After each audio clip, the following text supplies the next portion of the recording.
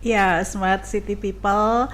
Selamat siang untuk Anda semuanya yang kembali stay tune mungkin saat ini di Smart City Makassar Official. Kita berjumpa lagi di Smart City Dialog hari ini di hari Rabu tanggal 2 Agustus. Sudah masuk di bulan Agustus.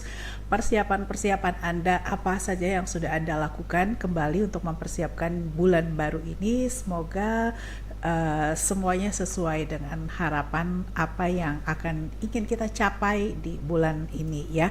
Dan baik, hari ini Smart People kita di Smart City Dialog akan membahas tentang kesiapan menjelang tahun politik 2024. Ini semakin dekat ya, karena sudah bulan 8 tersisa akhir tahun ini sekitar 5-6 bulan ke depan ya, kita akan memasuki tahun pergulatan tahun Pesta Demokrasi 2024. Nah, seperti apa persiapan-persiapan yang dilakukan baik bagaimana mendorong tingkat partisipasi masyarakat, sebab itu merupakan salah satu indikator keberhasilan dari sebuah pesta demokrasi, kemudian juga kesiapan parpol. Ini sudah mulai tahapan untuk pendaftaran para calon legislatif. Kemudian juga di satu sisi parpol juga mestinya memiliki peran untuk memberikan edukasi politik kepada masyarakat agar menumbuhkan minat masyarakat berpartisipasi aktif dalam kegiatan politik itu sendiri. Baik, di Smart City Dialog hari ini Rabu 2 Agustus saya sudah bersama dengan Dr. Hari MH. Beliau adalah Sekretaris Badan Kesbangpol, Kesatuan Bangsa dan Politik ya Kota Makassar. Assalamualaikum. Waalaikumsalam warahmatullahi wabarakatuh. Iya, terima kasih Dr. Hari sudah hadir di siang hari ini di studio Smart City Makassar. Dan selanjutnya ini kawan lama saya ya, dan kita kawan lamanya banyak sekali, jadi harusnya cerita di hari ini pembahasannya akan sangat seru ya Smart People.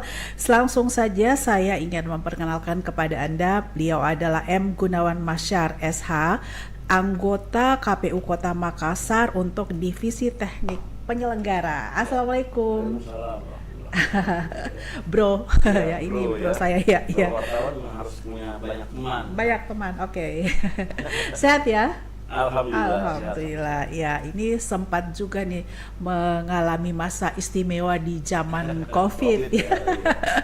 Alhamdulillah bisa melewati itu dengan semuanya, dan sekarang nanti Gunawan ya akan menceritakan bagaimana proses yang saat ini sedang dijalankan di KPU Kota Makassar, pendaftaran caleg. Kalau dari cerita-ceritanya sih seru sekali ya.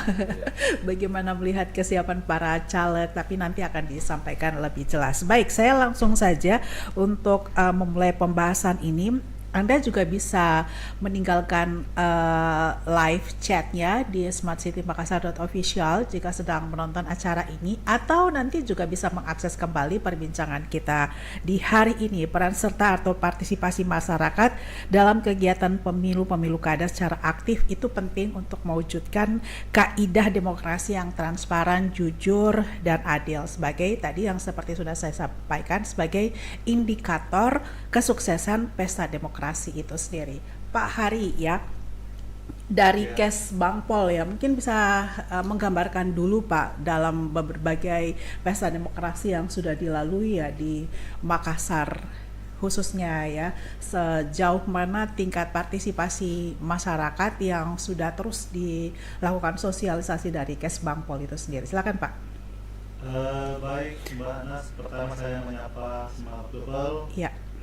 Yang saya hormati Pak Gun dari KPUD Kota Makassar, Mbak Ana beserta seluruh jajaran Smart City Makassar. Saya Dr. Hari, Sekretaris Badan Kesbangpol Kota Makassar. Senang sekali rasanya diundang untuk menjadi narasumber bersama KPUD Kota Makassar dalam rangka menyongsong tahun politik tahun 2024 yang tidak lama lagi, yang mana kita ketahui bahwa tanggal 14 Februari 2024 adalah perhelatan pemilu yang bersifat nasional pertama kalinya. Nah, sekarang ini tahapan terus berjalan yang diakselerasi oleh teman-teman KPUD beserta penyelenggara pemilu yang lain, Bawaslu. Nah, Badan Kesbangpol Kota Makassar yang merupakan representasi daripada pemerintah Kota Makassar tentu terus berupaya untuk meningkatkan partisipasi masyarakat secara maksimal. Ini terus kita lakukan di 15 kecamatan di Kota Makassar, 193 kelurahan. Kita lakukan secara terus-menerus upaya yang kami lakukan seperti sosialisasi politik kepada seluruh masyarakat, yang mana kita juga menghadirkan teman-teman Komisi KPU menjadi narasumber, Bawaslu juga, dan akademisi. Harapan kita memang Mbak Ana bahwa pemilu dari tahun ke tahun itu, khususnya tahun 2024, partisipasi pemilih semakin tinggi secara kuantitas dan secara kualitas. Karena kenapa? Berkaca pada pemilu terakhir kemarin, sebagaimana data dari KPU, Pak Gul sampaikan bahwa baru mencapai 59, sekian persen. Artinya secara kuantitas dari jumlah pemilih kita dari 1 juta itu masih dianggap rendah. Padahal kita mengharapkan bahwa semakin tinggi partisipasi masyarakat menunjukkan bahwa dukungan masyarakat semakin tinggi terhadap pemerintahan, terhadap calon-calon yang baik di legislatif ataupun yang ada di pemerintah daerah sendiri melalui pemilu kada nanti pada 27 November tahun 2024. Sejauh ini langkah-langkah seperti apa Pak yang sudah diupayakan untuk memperkuat partisipasi masyarakat? Ya, jadi kita menyasar berbagai elemen, termasuk pemilih pemula. Nanti kita juga lakukan dengan bekerja sama berbagai stakeholders. Misalnya kalau pemilih pemula tingkat SMA itu, SMK adalah karena merupakan ranah daripada pemerintah provinsi, maka kita tentu bekerja sama dengan Dinas Pendidikan untuk menghadirkan mereka sebagai peserta dalam pemilu nanti. Namun hal yang kami lakukan beberapa bulan terakhir ini selama tahun 2023 adalah seluruh kelompok-kelompok masyarakat, RT RW, pemerintah kelurahan, kecamatan, ada namanya Basi Barania, dan tokoh-tokoh komunitas yang telah dibentuk oleh pemerintah Kota Makassar. Alhamdulillah kita sudah lakukan itu semua dengan sampai hari ini sudah tuntas. Dan saya kira memang ini harus kita kerjasamakan dengan berbagai pihak, terus kepada KPU, karena ujung daripada penyelenggaraan pemilu ini Mbak Ana, bahwa terpilihnya mereka yang merupakan representasi daripada masyarakat yang mempunyai kapasitas, yang mempunyai kapabilitas sebagai nanti penyelenggara pemerintahan, apakah di bidang legislatif ataupun di bidang pemerintahan itu sendiri. Jadi itu tujuan kita dari seluruh tahapan rangkaian yang dilakukan oleh penyelenggara pemilu, hakikatnya adalah memilih mereka-mereka yang mempunyai kemampuan leadership untuk pemerintahan dan mempunyai kemampuan legislasi khususnya bagi yang ada di DPR, karena mereka yang terpilih nanti diberikan tugas kewajiban oleh negara untuk membuat regulasi-regulasi yang merupakan payung kita, merupakan pedoman kita dalam kehidupan pemerintahan. Sebenarnya bentuk-bentuk partisipasi masyarakat seperti apa yang diharapkan dalam setiap kegiatan politik ini Pak Hari? Ya, kita harus memberikan pencerdasan kepada seluruh masyarakat bahwa kita dijamin oleh konstitusi untuk memilih dan dipilih dalam pemerintahan, dan semua orang berhak terlibat dalam penyelenggaraan pemerintahan. Itu diatur dalam konstitusi. Nah, dengan tingginya partisipasi masyarakat itu, saya kira berbanding lurus dengan kecerdasan pemilih itu untuk memilih calon-calon yang ditawarkan oleh partai politik sebagai peserta pemilu, betul-betul merupakan orang yang mempunyai integritas, mempunyai kapabilitas dan kapasitas sebagai representasi kita nanti yang duduk di DPR di seluruh tingkatannya, apakah di tingkat kota, provinsi, ataupun DPR Republik Indonesia sendiri. Oke, baik. Demikian ya mungkin Smart People gambaran awal yang sudah disampaikan oleh Dr. Hari dari Sekretaris Kesbangpol Kota Makassar. Saya ke Brogun dulu nih. Nah, sebenarnya yang dimaksud dengan yang diharapkan ya, tadi pertanyaan saya sama nih dengan Pak Dr. Hari, bentuk partisipasi politik seperti apa kepada masyarakat yang diharapkan? Pada dasarnya ya, Iya. sederhana saja. Iya. Partisipasi ya itu yang dasar sekali adalah turut terlibat saat pemungutan hari H. Oke, suara. ya bukan semuanya harus Ya, jadi caleg kok ya, tidak bukan. harus, tidak harus, Benar. Jadi partisipan dan lain-lain. Iya. Hanya saja memang namanya juga pesta demokrasi ya, di KPU contohnya kami bukan Iya. hanya di KPU Makassar tapi di seluruh Indonesia saya kira bukan sekadar hari pemungutan suaranya Iya, benar. tapi pada kenapa misalnya hari pemungutan suara atau pemilu kita sebutnya sebagai pesta demokrasi karena Iya. dia melibatkan segenap seluruh warga bangsa saya Iya. kira ya, bukan hanya pada keterlibatan tapi juga pada termasuk kerja-kerja kepemiluan ya. Kami selalu menyebutkan bahwa kerja pemilu bukan hanya kerja KPU semata tapi Benar. kerja keroyokan kita semua. Iya. Makanya KPU Makassar selalu bukan berharap lagi tapi ikut mengajak turut serta semua stakeholder dan keroyokan kita bersama. Iya. Saat pemilu adalah kesuksesan kita sebagai bangsa. Tidak akan dimulai sebuah bangsa, sebuah negara tanpa pemilu gitu ya, karena kerja-kerja untuk bangsa, untuk negara dimulai dari pemilu. Iya, Misalnya benar. kalau pemilu Iya, iya. terpilih dulu pemimpinnya, baru Iya. kemudian dimulailah kerja-kerja upaya-upaya untuk membangun bangsa ini.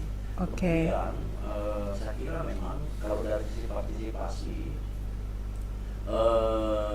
memang berbeda ya, agak Iya. berbeda saat pemilu dengan pilkada. Kalau sekarang disebutnya pemilihan, Pemilihan. serentak. Iya. Karena memang di 2024 ada dua hal yang kita helat. Pertama adalah pemilu 2024 menuju pada Iya. 14 Februari, kemudian di bulan November yang menuju pada orang menyebutnya dulu pilkada, sekarang Iya. disebutnya pemilihan serentak ya di bulan November nanti, insyaallah 27 November 2024. Nah, kemudian kalau merujuk pada pemilu 2019, angka Ya. partisipasi kita memang 69,55 ya kalau pemilu 2019. Ya. Karena compare-nya pasti pemilu 2024 adalah pemilu juga Ya. 2019. Mungkin Oke. yang disebutkan tadi Pak Dokter adalah data saat pilkada Makassar kemarin itu adalah 59,6 kalau tidak salah ya, yang memang agak lebih rendah ya meskipun secara angka lebih tinggi sedikit dari 2018 ya angkanya di 2020 kemarin waktu zaman kita kosong di 2018 Iya, iya. ya naik 1% lebih lah Iya. 29. Tapi kalau merujuk di 2011 kita 69 itu tetap juga jauh dari targetnya sebenarnya 77 saat itu ya. Mudah-mudahan tentu saja kita berharap bahwa di pemilu 2024 itu partisipasi lebih meningkat dibanding meningkat. 2019 minimal takarannya 2019 dulu deh Iya. di atas 69 gitu ya. Iya. Atau setidaknya rata-rata nasional kita bisa 75-an lah. Oke. Saya kira langkah-langkah ke situ tidak mustahil ya. Saya kira tentu berbeda 5 tahun yang lalu dengan sekarang. Iya. Saya kira bukan hanya platform tapi semua hal-hal yang untuk mendukung akses dan kelancaran sosialisasi itu jauh lebih ada ceritanya ya. Ya, benar. Zaman Benar. bertambah, zaman terus berjalan. Ya. Saya kira teknologi juga upaya-upaya kita berkomunikasi, upaya-upaya kita mendekatkan, menyampaikan sesuatu ke orang lain itu lebih dimudahkan. Misalnya, ya, Ya. kan, jika dulu-dulunya misalnya sosialisasi banyak dilakukan face to face, meskipun sekarang tetap dilakukan face to face, tapi saya kira sekarang lebih banyak dibantu oleh teknologi. Ya. Zaman COVID kemarin meninggalkan kita jejak misalnya Zoom yang sampai sekarang masih dipakai dan itu Ya. tentu membantu Ya. misalnya. Kami banyak terbantu ketika koordinasi dengan ad hoc kami dulunya kan harus tatap muka. Sekarang meskipun COVID telah selesai, Zoom tetap jalan. Zoom tetap jalan, ya. Tidak sempat untuk face to face, luring, daring ya, luring, kita bisa daring gitu, aja, benar, iya. Maka KPWRI pun kalau misalnya tiba-tiba dadakan ingin mengajak kita berkomunikasi itu daring dan itu efektif. Gitu. Ya, siap. Dan hal-hal lain sebenarnya. Oke. Ini Bro, apakah dari KPU juga tadi kan dari Dr. Hari juga mengatakan dan Anda juga menyampaikan bahwa ini bukan kerja dari satu lembaga instansi yang terkait ya, tapi berharap semua secara komprehensif dan seluruh stakeholder itu juga ikut bergerak ya. Membangun ruang-ruang seperti apa yang juga sudah diupayakan dari KPU untuk bisa mengelola partisipasi masyarakat ini? Ya, saya kira yang di tiap event pemilu ya, pasti tidak ada evaluasi dari pelaksanaan event sebelumnya. Yang pasti adalah pemetaan ya, evaluasi dan pemetaan apa-apa yang telah dilakukan pada event sebelumnya, apa-apa yang efektif, apa-apa yang tidak efektif. Yang efektif kita kembangkan lebih ditambah lagi daya dorongnya, kemudian yang kurang efektif dievaluasi apa kira-kira tidak efektifnya. Kenapa bisa tidak efektif ya? Mungkin ada hal-hal yang menyebabkan tidak efektif atau momentumnya yang tidak efektif dan lain-lain. Sehingga kita tahu peta persoalannya apa. Kemudian termasuk yang tadi saya bilang, memanfaatkan segala hal, membuat sekarang kita tahu bahwa selalu ya di Makassar dan memang menjadi ciri umum kota-kota besar adalah pemilih pemulanya itu besar ya. Tentu pendekatan kita kepada pemilih pemula tidak bisa pendekatannya sama dengan pendekatan umur generasi 50-an ke atas misalnya ya. Iya, benar. Saya kira, dan justru daya pendekatannya memang berbeda, tapi saya kira lebih mudah ketika kita mengerti, kita paham seperti apa yang mereka mau. Justru dengan adanya misalnya teknologi, rata-rata anak muda pendekatan diceramahi dan sebagainya kadang-kadang kan mereka bosan. Udah susah masuk ya. Salah satu hal yang justru biarkan mereka yang mencari sendiri, kita masuki ruang-ruang privatnya. Ya, benar. Ruang-ruang privat anak-anak muda adalah smartphone. Sekarang anak muda saya kira saya udah keniscayaan ya bahwa tiap generasi itu pasti akan lebih pintar dari generasi sebelumnya. Hanya ego kita saja yang selalu mengatakan waktu saya dulu gini. Padahal sesungguhnya jauh lebih dahsyat mereka. Iya, benar. Ilmu-ilmu, kemudian pengetahuan itu dari segala penjuru mereka bisa tahu.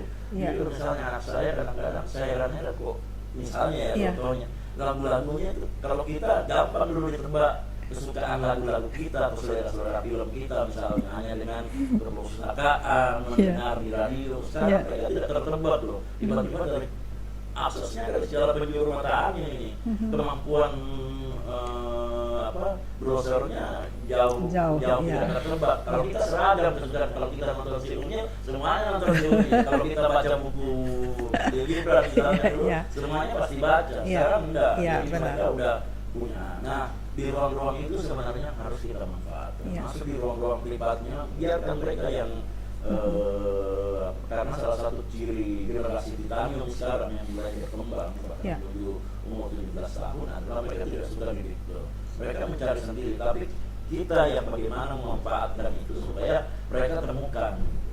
Iya, benar. Kemudian interaktif. Ya. Mereka suka interaktif, jadi mereka tidak suka lagi ceramah. Kalau misalnya kita sekarang metode mengisi ceramah-ceramah di SMA itu lebih bagus kuis-kuis, itu lebih mengena bagi mereka dibanding misalnya menjelaskan soal demokrasi. Itu bagi anak-anak SMA hal yang pertama yang mesti dijelaskan sebenarnya ke mereka adalah bagaimana demokrasi itu menyenangkan. Makanya waktu pilkada 2020 itu pesta kita semua, kami selalu menggambar-gemborkan bahwa pemilu yang menggembirakan, pemilu yang membahagiakan.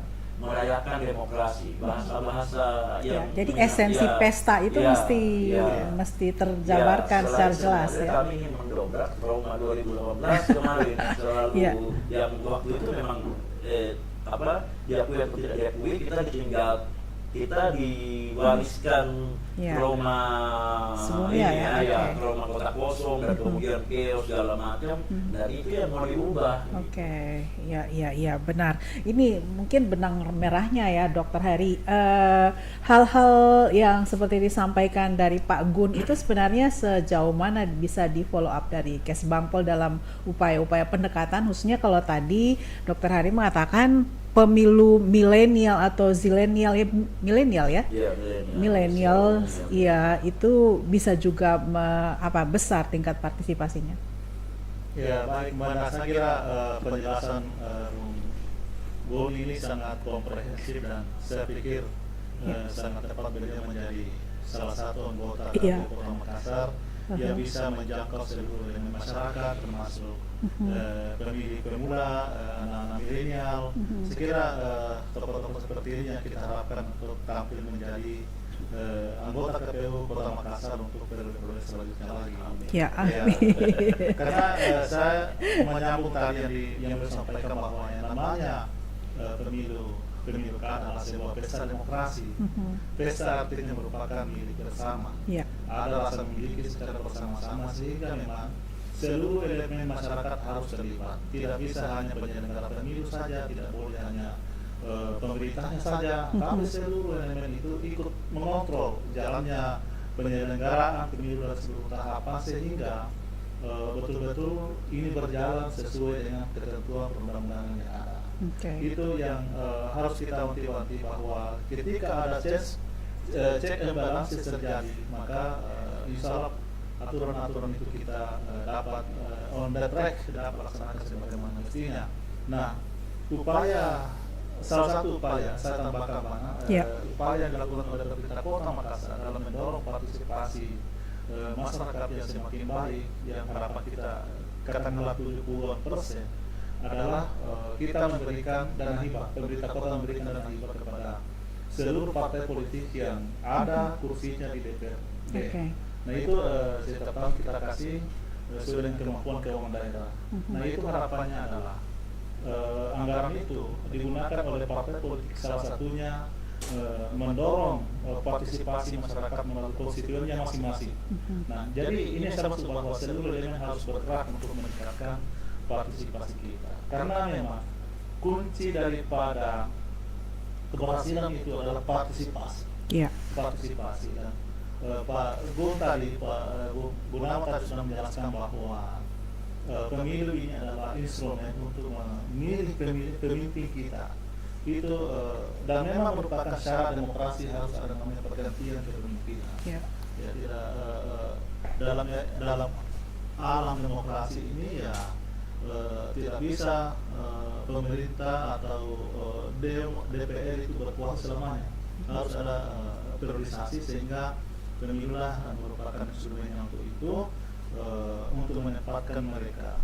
Karena ada namanya dalam teori kepemimpinan bahwa inti daripada semua itu adalah membuat keputusan nanti.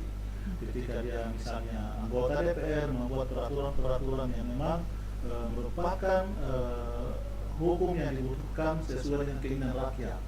Nah, itulah sebabnya dengan KPU kita kemarin membangun ada namanya dapil daerah pemilihan, supaya konstituen yang ada di dapil itu nyambung dengan para caleg yang terpilih nanti dengan konstituennya, sehingga apa yang menjadi kebutuhan hukum misalnya betul-betul disusun berdasarkan keinginan masyarakat ataupun konstituen masing-masing. Oke, itu intinya, Mbak. Siap. Ya, ini benang merahnya sudah mulai dapat nih ya kan. Nah sekarang nih bro, tahapannya sekarang di KPU apa nih? Sekarang justru tahapannya banyak ya. Oh, banyak. Ya, sudah bergerak serentak. Iya, Jadi oke. biasanya cirinya kalau di tahapan-tahapan awal saat belum pemilu 2024 ini ditabuh ya, di tahun 2022 kemarin itu masih verifikasi parpol dulu yang berjalan ya. Jadi partai politik diverifikasi dulu sebelum menjadi peserta pemilu. Kira sekarang sudah selesai ya, verifikasi partai politik di bulan Desember 2022 kemarin. sekarang ini karena semakin mendekat ke hari H, semua tahapan nyaris sudah mulai jalan. Kemarin DPT sudah kita tetapkan ya, 1 juta lebih. Kemudian juga Berapa DPT-nya tadi? 1 juta lebih 508 Pak ya. Oke, 1.500.000. Ya, terlalu Oke. banyak angka. Dan itu masih dinamis ya. Oh, masih dinamis ya, oke. Sebenarnya sudah tidak terlalu bergerak Pak. Hanya saja memang karena di rezim sebenarnya kalau DPT sudah ditutup berarti sudah rezim DPT tidak ada lagi proses setelahnya, meskipun misalnya masih ada sekarang ini yang kami justru di teman-teman data DPTB ya, pemilih tambahan. Itu biasanya ada dispensasi berapa persen ya dari DPT yang sudah tidak terlalu bergerak. Sudah tidak terlalu bergerak ya, Sudah terlalu oke. bergerak ya, kalau DPT, kalau DPT-nya sudah di Oh, sudah oke. tidak terlalu bergerak, kecuali kalau ada hal-hal lain ya. Iya. Misalnya sekarang DPTB yang justru dikebut DPTB ini sampai dengan Januari, DPTB ini lebih pada bagaimana mewadahi warga yang misalnya tidak memilih di domisilinya, di Oh, tempatnya oke. tempatnya terdaftar DPT. Ya, ini kan banyak ini Iya, iya. selalu kasusnya, misalnya orang-orang yang DPTB itu tapi sampai kapan periodenya bisa difinalisasi? Januari 2020. Oke, sampai Januari. Ini memungkinkan jadi kami yang akan aktif nanti menyurat, kemudian berkomunikasi dengan siap. lembaga-lembaga ya, semua Iya. lembaga-lembaga, misalnya kayak di rutan, di lapas itu kan pendataannya karena Oh, oke. mereka rata-rata Domisilinya iya, karena oke. harus di rutan, makanya mereka tentu tidak bisa memilih di Iya. di Tempat, TPS iya. tempatnya terdaftar sebagai DPT ya, kemudian pekerja ya, Oke. tapi biasanya jelang-jelang pemungutan kan kemungkinan itu terus bergerak, misalnya kalau kita data sekarang ternyata malah Ya, tapi artinya ada fleksibilitas untuk itu ya nanti seperti juga sebelumnya. memungkinkan ya. Memungkinkan. Jadi mereka nanti dihilangkan namanya di daftar tempatnya terdaftar, kemudian dipindahkan ke TPS yang dekat dengan Oke. tempatnya nanti di hari Tempatnya H. domisili Misalnya, hari H. ya misalnya kemarin saya contohkan misalnya kita berkoordinasi dengan ya imigrasi ya, Ya. imigrasi ini punya, mereka melaporkan bahwa punya pengawas yang di hari H nanti tetap mengawasi para imigran supaya tidak keluar dari tempatnya ya. Ya. Itu kan yang ditakutkan tiba-tiba Oke. mereka keluar ikut memilih di TPS. Nah, tugas-tugas ini berjaga di Oh, imigran nggak boleh milih ya? nggak milih. Ya, tidak terdata ya sebagai DPT ya. Pengungsi, kalau Ya, mereka pengungsi. tidak berhak ya. Ya. Karena kan yang berhak untuk memilih adalah warga negara Indonesia.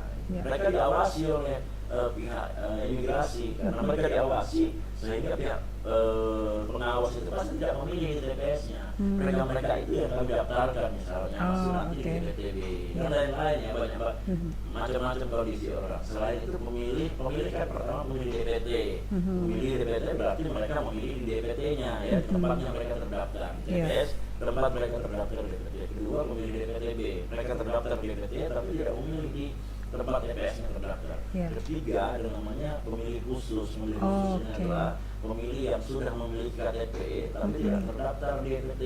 Nah, pemilih yang hanya dengan memilih KTP ini semuanya sebenarnya memilih KTP, tapi bedanya ada yang terdaftar di DPT, ada yang tidak. Ya. Ya, ternyata masih ada yang tidak terdaftar di DPT tapi sudah berhak untuk memilih, punya KTP, umurnya 17 tahun atau sudah menikah, itu berhak memilih tapi memilih sesuai domisili alamatnya di situ. Oke. TPS yang paling dekat dengan alamatnya. Ini sebenarnya untuk menutup celah Tidak pindah-pindah gitu ya. ya, Wes, orang dan- melakukan penyimpangan Iya. misalnya ya, kalau misalnya dibebaskan memilih di mana saja, Iya. bisa jadi dia memilih di sini, aku lagi memilih di sana. bisa 2-3 kali memilih ya dalam satu karena hari. regulasi, memang selalu dibuat selain untuk mengatur juga untuk celah pelanggaran. Oke, iya. Lanjut lagi yang Iya, soal tadi benar. tahapan ya. Iya. Tahapan yang sekarang jalan pencalonan ya. Oke. Pencalonan sudah jalan sejak bulan Juni kemarin ya, pengajuan pendaftaran. Sekarang sudah pada tahap verifikasi administrasi Caleg kedua, ya? Bacalek. Ya, bacalek, ya. Kalau DPD kan verifikasinya sudah pendaftaran Oh. DPD juga sudah jalan. Jadi semua KPU RI itu pencalonannya khusus menangani DPR RI. Ya. Kemudian kalau provinsi, DPRD provinsi, Sulsel kalau Sulsel. Ya. Kemudian kalau Makassar itu kota atau kabupaten ya, di daerah kabupaten. Nah sekarang prosesnya itu verifikasi administrasi tahap kedua sebelum masuk DCS ya. Dalam artian yang kedua ini adalah pemberkasan, seperti mengecek apakah lengkap berkasnya. Karena sesungguhnya kalau dikaitkan tadi sama partisipasi masyarakat ya, saya kira partisipasi masyarakat bukan hanya pada ini sudut pandangnya, kalau sebelumnya sudut pandang kita selalu pada bagaimana warga punya antusias, punya keikutsertaan untuk mensukseskan pemilu. Sekarang dari sisi peserta pemilunya nih, bagaimana misalnya karena punya pengaruh dong, misalnya kalau ternyata kapasitas, kualitas rakyat juga yang dipilih ya. Tadi Dr. Haris sudah menyampaikan itu juga ya. Turut memilih, saya kira. Nah di pencalonan ini item-item untuk sebenarnya saya melihat bahwa regulasi KPU khususnya berupaya sekuat mungkin untuk melahirkan sebenarnya atau menghadirkan wakil rakyat yang punya kualitas dengan persyaratan yang saya kira cukup cukup baik ya. Persyaratan misalnya persyaratan tidak pernah sehat tentu ya, sehat jasmani dan rohani ya. Kemudian tidak pernah dipidana ya, sudah tidak pernah dipidana. Kalaupun misalnya ada yang pernah dipidana, ada beberapa kasus-kasus pidana yang harus ada jeda 5 tahun ya, harus ada jeda 5 tahun. Itu dalam persyaratan ada semua misalnya. Kalau rata-rata kasus korupsi itu maksimal ancamannya, kalau ancamannya 5 tahun ke atas berarti harus ada jeda 5 tahun setelah menjalani pidana penjara baru kemudian bisa mencalonkan kembali. Dalam artian ini tanda bahwa dari sisi kita ingin menjaga kualitas, tapi di sisi lain kita tidak menghilangkan rasa kemanusiaan sebenarnya ya, hak untuk tetap mencalonkan ya sebagai warga negara. Tiap orang punya hak ya, dan mungkin dengan waktu 5 tahun itu yang bersangkutan sudah tobat dan menjalani hari-harinya dengan baik ya. Kemudian bebas dari narkoba, dibuktikan dengan surat bebas narkoba dan lain-lain, banyak hal. Nah di permin ini hal-hal itu semuanya harusnya sudah ini dicek. Sesungguhnya adalah peserta pemilu yang baik tentu peserta yang kriterianya baik ya, meskipun memang ya seperti yang biasa saya sampaikan bahwa ya memang masih ada beberapa partai politik yang dari sisi perencanaan, persiapan kader atau misalnya calon-calonnya yang tidak disiapkan misalnya dengan baik, dadakan, sehingga syarat-syarat yang terpenuhi itu masih tapi kan harusnya itu dari internal partai ya dalam penyiapan kader kan. Saya kira memang kuncinya adalah di partai politik menyiapkan ya, persoalan manajemen dan kesiapan partai politik sebenarnya menyiapkan sumber dayanya. Tapi kenyataannya ya yang dihadapi memang masih tidak seperti itu ya. Masih karena tidak ada bacalek independen kan ya? Tidak ada kan? Yang ada independen sebenarnya calon kepala daerah. Jadi artinya harusnya bantuan verifikasi awal ke pemberkasan itu dilakukan di partai ya. Kalau dalam pemilu kan peserta pemilu adalah partai politik. Benar. Bukan masyarakat. Ya, dan bukan bacalek peserta pemilunya. Bacalek harus melalui partai politik. Ya, dan waktu untuk melengkapi berkas itu juga cukup lama kan ya, waktunya diberikan ya. Sebenarnya sudah cukup lama, lama ya.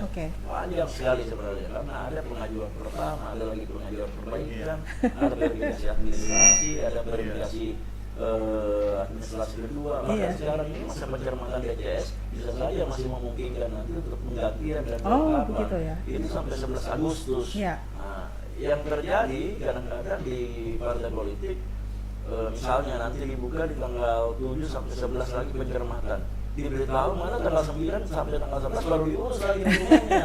Padahal jauh-jauh hari itu sudah sangat panjang. Di tanggal itu sesungguhnya ya prinsipnya harusnya tinggal memasukkan saja berkas, dalamannya sudah disiapkan ketika penggantian itu enggak. Oke. Diburu-buru dan langsung baru diurus. Nah, ini yang karena jadi kendala. Ketika misalnya ternyata tidak masuk, baru dipersoalkan KPU ini yang Iya, ngomong, iya, dan iya. sebagainya. Berarti selama ini tidak pernah ada pengalaman mungkin ya Iya. untuk ikut pemberkasan. Misalnya dari CPNS ya, Iya. teman-teman yang bersiap-siap untuk melakukan tes CPNS kan juga terbiasa harusnya Iya, ya iya, dengan iya. berkas-berkas seperti itu, berkas-berkas standar sebenarnya ya yang dibutuhkan. Oke, nah jadi kalau sejauh ini sebenarnya dari KPU sebelum masuk di tahapan itu ya, Iya. Gun, kepada parpol kan juga pasti dilakukan Komunikasi. ya komunikasi ya. Iya, Iya. kita rutin melakukan komunikasi ya, dari tahapan awal sejak verifikasi Iya. partai politik. Karena kalau di partai itu ada namanya LO partai politik. Oke. LO ini dulu partai politik. License-nya ya? Ya, license-nya. Mereka mewakili partai politik untuk berkomunikasi dengan Iya. KPU. Kalau di luar negeri ini negosiator biasanya. Iya, ya, benar, gitu ya. negosiator. Tapi nyatanya kalau di kita ya, Iya. banyak kan justru ya peluncur-peluncur. Maksudnya nggak butuh ahli kalau perlu ahli komunikasi, Iya, ahli benar. negosiasi, karena kadang-kadang sebenarnya kalau pengalaman saya mengelola dua event pemilu sebelumnya ya, pemilu 2019 dan juga pilkada, saya melihat bahwa ada kadang-kadang tahapan-tahapan, ada titik-titik rawan krusial yang LO aja yang tahu. Oh, Sementara oke. kadang-kadang kepala daerah atau calon kepala daerah atau calon partai politik itu tidak tahu bahwa keadaannya secara administratif ini dijunjung tanduk. Ya. Dia tidak tahu, kan ada beberapa di tahapan-tahapan yang kadang-kadang krusial yang secara administratif, tapi kadang-kadang ketuanya tidak tahu, LO yang tahu. Kejadian di Sinjai ya, saya kira di 2000 beberapa tahun kemarin ya, Iya. tiba-tiba yang kasus dana kampanye yang harusnya di store laporan akhir dana kampanye ternyata LO-nya lari, akhirnya kan didiskualifikasi Oke, iya, calonnya ya di satu hari jelang pemilihan. Itu bukti bagaimana peran LO ya. Walau alam ya ada main LO-nya atau gimana, tapi di sini perannya LO-nya ketika tidak dikontrol. Iya, Nah, iya. LO Jadi punya LO peran. itu jangan mengamankan saja. Jadi Iya. tadi bahasanya Kalau- Gun peluncur ya. Iya. Dia aman-aman. Negosiator. Ya. Iya, kalau kita nonton misalnya film-film politik di luar negeri Iya. itu negosiator, Negosiator, itu benar. pengatur, termasuk juga termasuk dia bagian dari tim konsultan tim Iya. komunikasi yang mengatur gaya Benar, bahasa. gaya ya betul, tata bahasa, gaya berkomunikasi ya Komunikasi, dari ya. para bacalek Ya. nanti ya. Oke, Dokter Hari, ada tanggapan kira-kira Ya, sampai saya sejauh kira ini? Ini memang pemilu menarik kita perbincangkan ya, dan masyarakat memang harus kita terus kasih pencerahan supaya mewujudkan pemilu yang berkualitas. Tadi terkait dengan hak memilih, Ya, hak memilih dan terpilih. Memilih memang merupakan hak, tapi oleh konstitusi, oleh undang-undang HAM misalnya, Undang-Undang 39 tahun 99 ada pasal 43 mengatakan bahwa itu hak tapi berdasarkan ketentuan perundang-undangan. iya, Nah, jangan sampai karena anggapan kita adalah hak maka tidak mau tahu bahwa ada aturan yang membatasi kita punya hak. benar. Ya, karena memang kita adalah negara hukum. Pasal 1 ayat 3 Undang-Undang 45 mengatakan bahwa Indonesia adalah berdasarkan hukum. Nah, misalnya apa? Oleh KPU sebagai penyelenggara pemilu sudah memberikan ruang kesempatan yang luas, yang lama kepada seluruh masyarakat untuk mendaftarkan dirinya, untuk mencermati dirinya apakah masuk dalam daftar pemilih atau tidak. Karena kalau tidak mempunyai tidak masuk namanya dalam DPT, maka dia tidak punya hak. Walaupun memang memilih merupakan hak setiap warga negara. Iya. Misalnya harus punya KTP elektronik, misalnya, tapi ada kebijakan dari KPU pusat ya Pak, Iya. bahwa bisa dengan kartu KTP bisa dengan KTP Iya. Pak. Iya. Jadi dengan KTP itu mungkin memang dari 2019 kemarin Oke. KTP asal biasa pemilih ada yang jam 12 memilihnya Pak, 1 jam sebelum selesai itu memilih KTP, tapi memilihnya di domisili. Di domisilinya ya, oke. Ya, jadi terkait dengan caleg yang ditawarkan oleh peserta pemilu, oleh parpol, saya kira tidak boleh juga, tidak mungkin juga sembarangan serampangan mereka menetapkan calegnya itu, karena ini mempengaruhi nanti kebesaran partainya, Ya. ya, tingkat keterpilihan di partai politiknya. Ada namanya trust. Jangan sampai mereka mendorong caleg-caleg yang mempunyai track record yang kurang bagus misalnya, sehingga itu bisa menggerus suara para partai politik itu. Nah ini saya kira orang namanya Parpol sudah tahu semua ini, karena memang mereka pasti memasang strategi-strategi bagaimana memenangkan pertarungan, bagaimana berjuang menempatkan orang-orangnya supaya bisa terpilih. Ya, semua partai politik punya ambisius untuk menjadi meraih kursi terbesar-besarnya di parlemen di seluruh tingkatan. Nah ini memang faktor komunikasi juga penting saat ini ya, karena itulah sebabnya komunikasi ini lagi digandrungi oleh banyak pihak, karena kemampuan berkomunikasi itu sangat mempengaruhi keberhasilan kita dalam melaksanakan tugas dan fungsinya masing-masing. Bagaimana menyelenggarakan tugas-tugas kita secara proporsional sangat ditentukan oleh kemampuan kita menyampaikan message, pesan kepada masyarakat. Nah ini yang harus kita perkuat bersama-sama, sehingga ketika seluruh elemen ini, Mbak Ana, ada namanya teori good governance.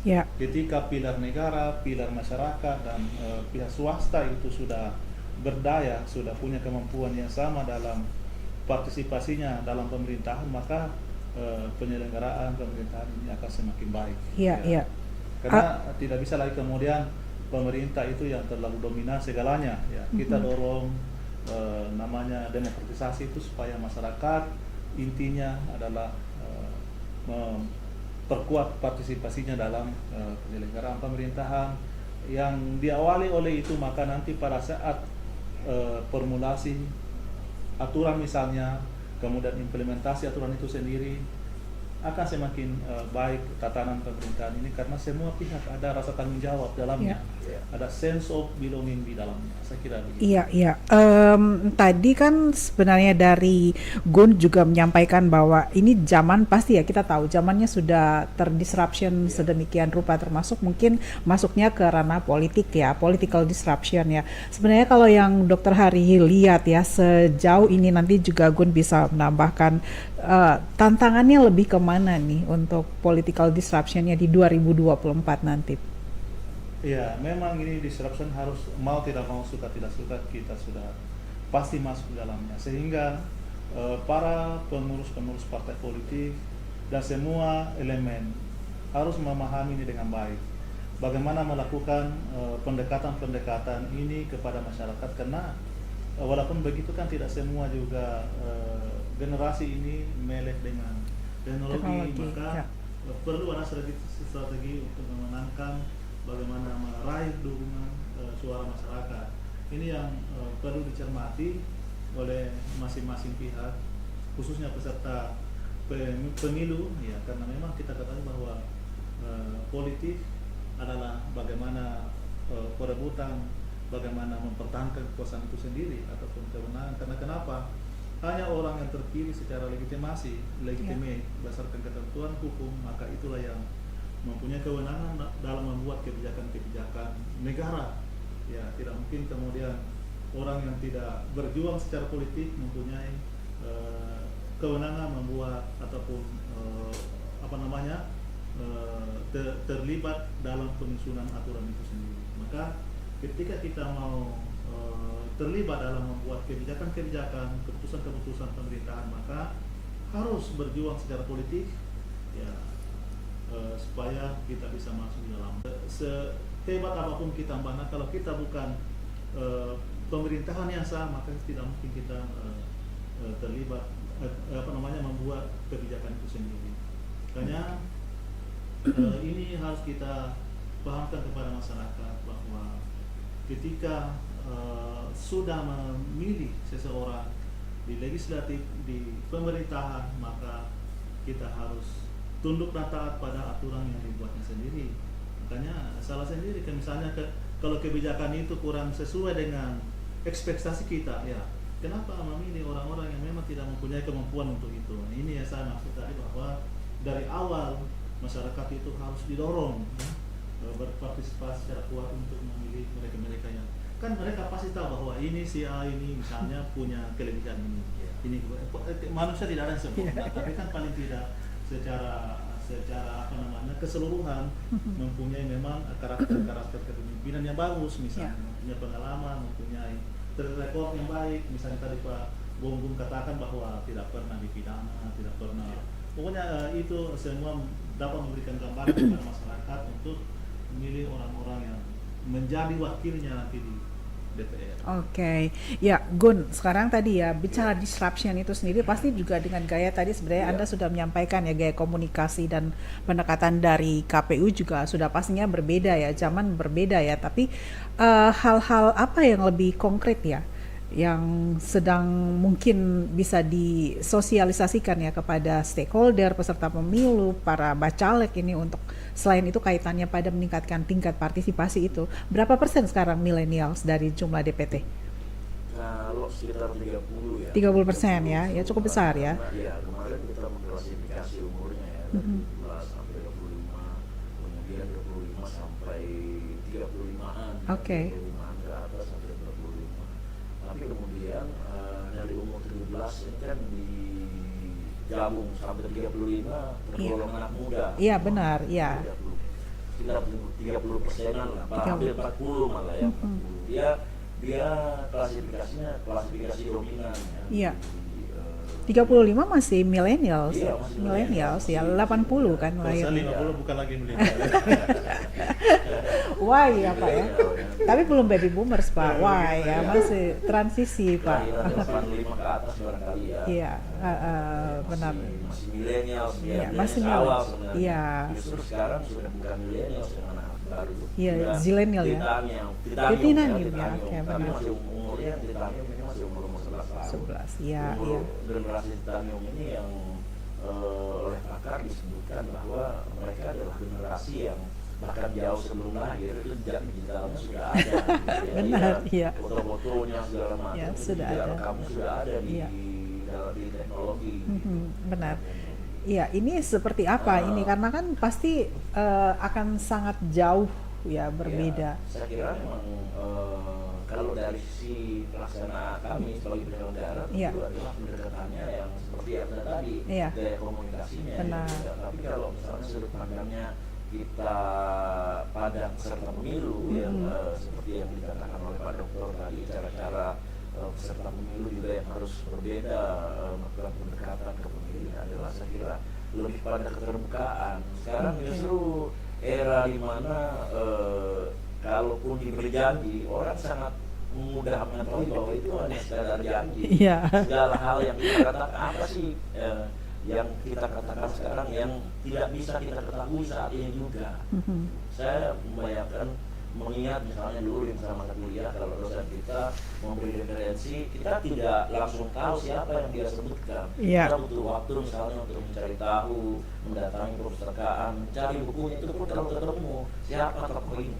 Sekarang Iya. apapun yang kita katakan hanya hitungan Detik ya, kita sudah tahu, bisa lebih lengkap dari apa yang disampaikan oleh dosen misalnya. Benar, ya. Jadi itu berarti bahwa akses untuk tahu orang-orang itu besar. Dampak dari akses tahunya, orang semakin segala hal apa sih yang tidak bisa diketahui. Iya, Jadi benar. keterbukaan, kejujuran, kemudian kelugasan. Makanya kenapa justru misalnya 5 tahun atau 10 tahun terakhir ini yang justru mendatangi Ya, ini, investasinya seperti itu ya, investasi emosional ya, itu lebih oke. pada emosional Ya, itu dari generasi ke generasi nggak berubah ke manusia, Ya. pendekatan manusianya nggak berubah. Orang dari zaman 80 tahun 80-an misalnya orang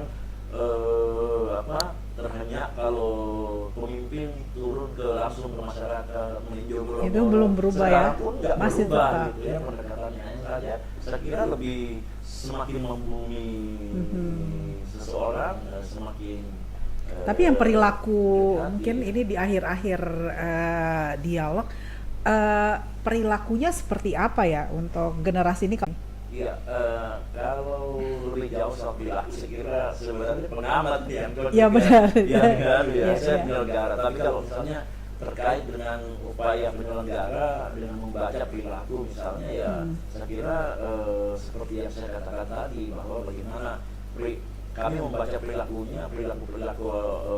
pemilih misalnya supaya mereka tertarik dengan lebih pada data ya berarti ya kelihatan. Pada data memberitahukan kan terbuka, menjadikan dengan terbuka misalnya memberitahukan bahwa ini loh pemilih kita seperti ini secara regulatif misalnya ketika menyampaikan ke anak muda ketika kamu memilih ya kamu akan memilih orang-orang seperti ini ya seperti ini ketika kamu misalnya menginginkan ruang yang lebih kreatif, ruang yang anggaplah misalnya teknisnya ada wifi di mana-mana ya tentu kamu harus. Tapi dari peningkatan pemilih milenials ada ya? Partisipasinya ada? Iya. Ada. Meningkat. Iya meningkat ya benar. Meningkat iya ada ya. Dari meskipun belum spesifik ya dari sisi partisipasi pemilihannya apakah di usia ini ada penambahan, kami lebih pada pemetaan di Makassar kan sebenarnya secara klasik ada pemetaan daerah yang memang berbeda secara karakter pemilih ya tentu berbeda daerah Wajib misalnya dengan daerah Taman Andrea ya Makassar ya kecamatan Makassar karakter tiap kecamatan di Makassar itu berbeda sesuai dengan kondisi warganya mata pencahariannya, latar belakangnya dan lain-lain. Di Manggala misalnya yang banyak petani berkebun, tentu berbeda dengan Panakukang yang lebih kota ya, berbeda dengan daerah utara yang di ujung tanah yang lebih banyak pelaut dan sebagainya ya di daerah-daerah ujung tanah dan lain-lain. Kemudian tentu berbeda Taman Andrea yang pendidikan, banyak dosen di situ. Masuk rendah di situ, partisipasi pemilih. Iya. Di Wajo misalnya yang banyak keturunan itu ya berbeda pendekatannya ya. Mereka lebih tertutup dan lain-lain. Dan parpol mestinya sudah tahu lah ini ya. Mereka harus tahu kemungkinan padat seperti Taluk, Makassar itu justru lebih tinggi partisipasi politiknya, memilihnya meskipun kemungkinan padat ya. Seperti itu tiap-tiap. Nah pemetaan begitu yang harus kami tahu dan tentu kami punya metode cara-cara mendekati mereka. Oke, iya dan parpol ya juga. Iya benar klasifikasi umur. Oke, menarik. Satu lagi silakan. Yang saya mau tambahkan terkait dengan janji-janji tadi. Ya masyarakat memang harus kita dorong supaya cerdas memilih para calon ini. Ya. Karena jangan sampai janji itu kemudian bukan kewenangannya nantinya sehingga tidak bisa direalisir. Padahal janji itu kan adalah hutang kalau dalam agama, sehingga menjadi beban tersendiri nanti atau salah ekspektasi nanti pemilih ketika betul-betul orang yang dia pilih terpilih kemudian janjinya dia tidak bisa realisir karena memang bukan kewenangannya. Ini yang harus masyarakat ketahui bahwa legislatif kan tugasnya fungsinya ada 3. Fungsi membuat peraturan disebut legislasi, fungsi controlling dan fungsi penganggaran. Bukan mereka yang mengeksekusi di lapangan. Ini yang harus kita pemilih. Saya teringat Mbak Ana karena sama-sama dari Gorontalo nih. Ada calon dulu di Gorontalo menjanjikan masyarakat karena dia orang TNI. Kalau saya nanti terpilih maka saya bangun jalan tol. Jalan tol bagaimana di desa kok. Jadi itu harus realistis dan harus kita tahu bahwa apakah memang pantas mereka menjanjikan seperti itu merupakan tugasnya atau bukan. Ini harus diketahui masyarakat. Oke, good. Ada yang mau ditambahkan? Cukup ya. Oke, sekarang apa setelah verifikasi ini apa lagi? Masuknya di tahapan apa? Iya, sekarang sebenarnya tadi ya agak terlupa saya sampaikan bahwa kalau di sayanya pencalonan, tapi di divisi lain juga bergerak. Sekarang ini sudah serentak semua tahapan bergerak. Data juga masih tetap bergerak ya DPTB, kemudian di sosialisasi juga semakin gencar kami lakukan. Sekarang ini justru sudah persiapan untuk masuk pada tahapan kampanye. Kampanye sudah mau ini. Jadi kalau misalnya sudah DCS, kemudian masuk DCT. Resminya kapan mulai kampanye? Kalau DCT itu kan Oktober ya. Kalau Oktober sudah DCT berarti udah bisa mulai kampanye karena nomor urutnya segala macam itu sudah keluar ya. Caleg ya. Mereka pasti properti-propertinya udah dibuat ya. Pergerakannya juga sudah tidak signifikan pergerakan nomor urutnya ya. Kecuali kalau tiba-tiba ada dari perubahan dan partai politik, tapi secara umum sudah tidak ketika ada DCT. Kemudian juga persiapan logistik juga sudah mulai ya, ancang-ancang, kemudian persiapan untuk pemungutan suara, pemetaan lebih detail lagi TPS ya, dalam artian bahwa kemarin sebenarnya untuk pemetaan TPS sudah selesai, hanya saja lebih kami Ada penambahan jumlah TPS-nya? ada penambahan. Ya, dulu di 2019 itu 3.998, kemudian sebenarnya tahun ini juga sama ya, 3.998, hanya saja ada kebijakan dari KPU RI untuk membuat beberapa TPS khusus. Nah, TPS khusus ini yang saya maksud, selain ada pemilih tambahan DPTB, juga dibuat di beberapa tempat-tempat tertentu itu TPS khusus BPTB. Jadi yang kemungkinan semua pemilihnya itu pemilih tambahan semua, yang mereka memang tidak memungkinkan untuk memilih di TPS tempat yang terdaftar sebagai DPT, misalnya kayak rutan lapas, ya itu kan pemilih DPTB semua, ya.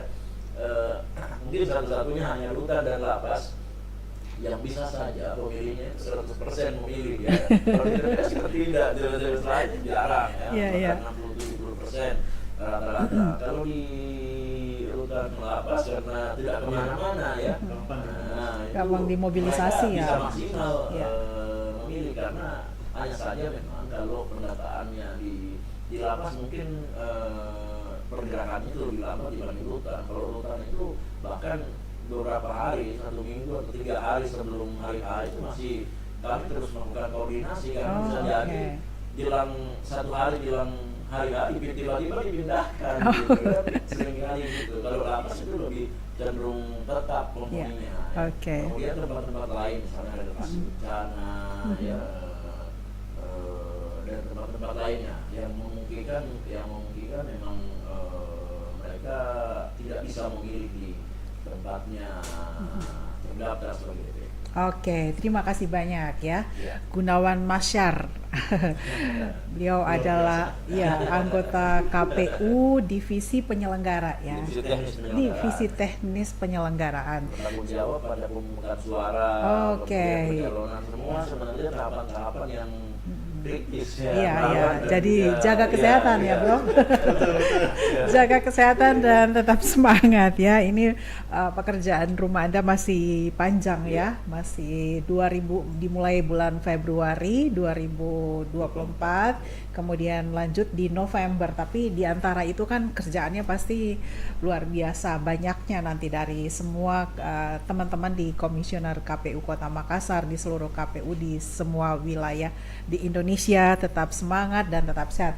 Pak Hari, terima kasih banyak ya, Dr. Hari MH. Beliau adalah Sekretaris Kesbangpol Kota Makassar, dan kita berharap pemilu serentak ya 2024 ini menjadi citra ya, menjadi perwujudan dari pesta demokrasi yang seru lah ya, yang seru dan yang menggembirakan semua peserta dan juga kita masyarakat itu happy ya dengan pesta demokrasi ini. Dan ini tentunya upaya-upaya yang dilakukan untuk meningkatkan partisipasi sebagai suatu upaya menjamin legitimasi dari hasil pemilu itu juga terus dilakukan. Apalagi di hari itu sudah ditetapkan juga sebagai hari libur kan ya, untuk bisa meningkatkan partisipasi masyarakat. Baik Smart People, kita berjumpa lagi nanti di edisi Smart City Dialog edisi berikutnya. Terima kasih untuk Anda yang sudah menyaksikan. Kalaupun belum sempat, Anda bisa mengaksesnya lagi perbincangan ini di smartcitymakassar.official ya. Silakan Anda bisa menuju ke situ, kita akan simpan hasil perbincangan ini di sana.